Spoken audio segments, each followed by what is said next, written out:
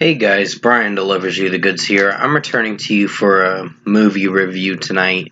I'm so sorry that I've been putting off the movie reviews for quite a bit. It's just work's been busy at home, and other things like that, so I've just haven't had enough time to do movie reviews, like newer movie reviews in quite a bit. The last movie I reviewed that was a 2023 movie was Sakura. With Donnie Yen in it. That was a movie from earlier this year. But still, I'm returning to you for Guy Ritchie's The Covenant that I did get a chance to check out. And I know it's on DVD as of now. It's been out over a month on DVD.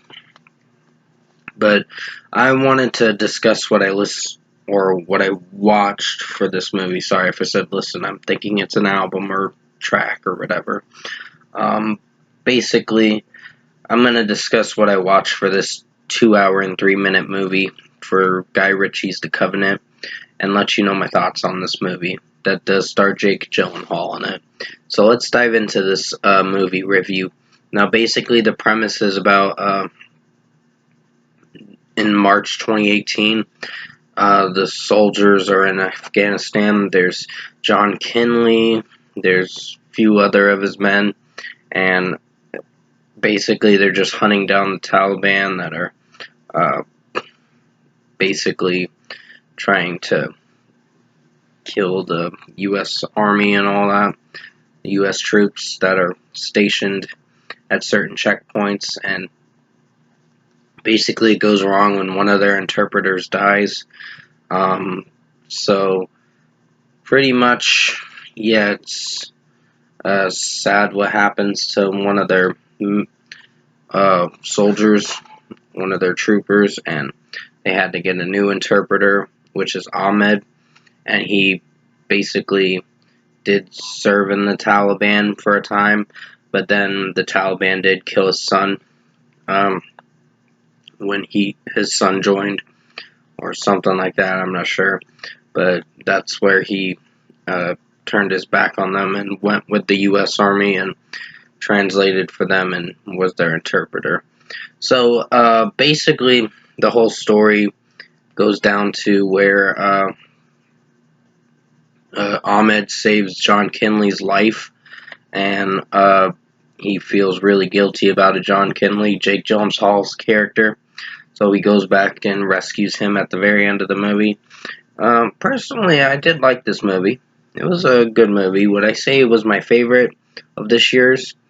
Good performances, good story for what it went for. Not my personal favorite movie, but it is good in its own way.